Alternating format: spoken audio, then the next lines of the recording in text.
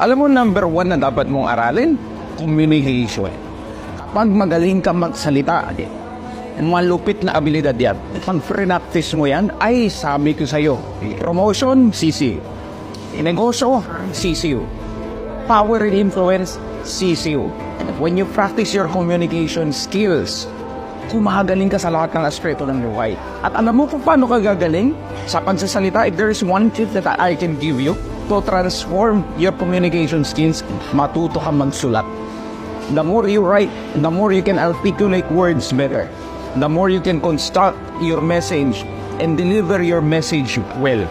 Kapag nagsusulat ka, kakaiba, no? Paganda ba, Sir Mix, gagaling ako magsalita, mag-communicate kung nagsusulat ako, yes. Ayan ho ang sikreto ni Boss Mix Jose.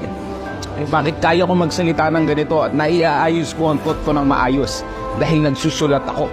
Pagalingan mo sa